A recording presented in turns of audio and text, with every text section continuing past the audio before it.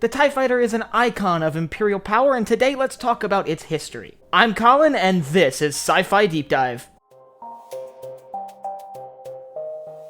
So we've talked a little bit about why the Empire chose to use the TIE Fighter over other starfighters, but I figured maybe we dive into the history of the fighter itself. It has a long and interesting history that stretches all the way back to the very end of the Clone Wars and the shift of governments between the Republic and the Empire. And in its service to the Galactic Empire, it would become as iconic as Imperial Star Destroyers and all-terrain assault transports.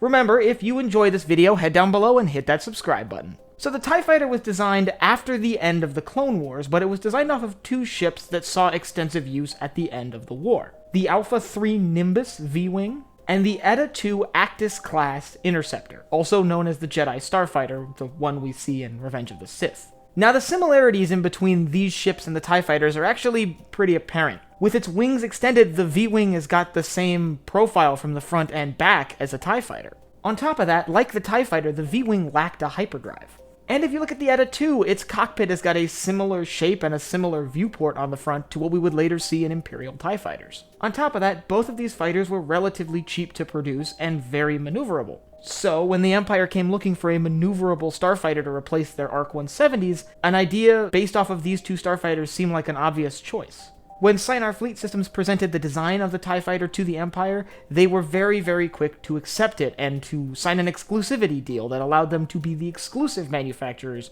of starfighters for the Imperial military. As a result, basically all starfighters we see in Imperial service are of the TIE model. So what is a TIE Fighter? Well, TIE is actually an acronym that stands for Twin Ion Engines, which is its propulsion. To design things as cheap as possible so they could mass produce them, they went with the cheapest possible engines, the twin ion engines. These had the side effect of creating that unique TIE Fighter noise, the engine noise that we hear when TIE Fighters pass by. They cut things like reactors and replaced them with solar panels and batteries. This also greatly reduced the cost of manufacturing the vehicle. And without those heavy components, it became super maneuverable. It would enter Imperial service shortly after the end of the war and would quickly begin replacing older Republic-era vehicles. This happened so quickly that 5 years after the end of the war, it appears that basically all of the Republic starfighters had been phased out, replaced with TIE variants. In these early days, it was the TIE Fighter and the TIE Bomber. It would later be joined by other variants like the TIE Interceptor and, on extremely rare occasions, the TIE Defender. However, none of those variants would be seen in nearly as high a number as the TIE Fighter. Also known as the TIE LN, it is a TIE Fighter that we all know and love, with its two flat hexagonal wings. During the course of the war, these fighters would pose a significant threat to Rebel patrols and would regularly be deployed in such large numbers that they could outnumber anything the Rebel Alliance could throw at them.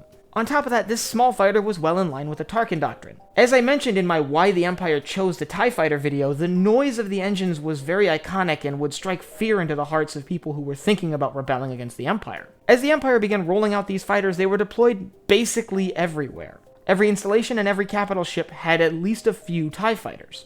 And by the time of the Battle of Yavin, they were a very common sight around the Empire. The TIE Fighter would continue to serve as the mainstay fighter of the Galactic Empire until the very end of the Galactic Civil War. With the Empire's surrender at the Battle of Jakku and the end of the war, the TIE Fighter effectively saw the end of its service. Even though, thanks to the large number of TIE Fighters that were produced, I'm sure the New Republic had access to TIE Fighters, they chose not to use them because they were so closely associated with the Empire. As Imperial remnants started to die off, they took their TIE Fighters with them, and a few years after the Battle of Jakku, there were very few, if any, TIE Fighters still flying. But that wouldn't be the last we see of the TIE Fighter, because it would return with the First Order in the form of the TIE FO. But that is a story for another day. But if you're hyped for Star Wars Squadrons like I am and you want to learn more about the starfighters we're going to see in that game, I'll leave a link up here to my playlist on fighters during the Galactic Civil War. There I covered the lore and the backgrounds for a lot of the fighters we're going to see in the game. And I want you to tell me down below what you think of the TIE Fighter, and specifically, if you're going to fly the TIE Fighter in Squadrons,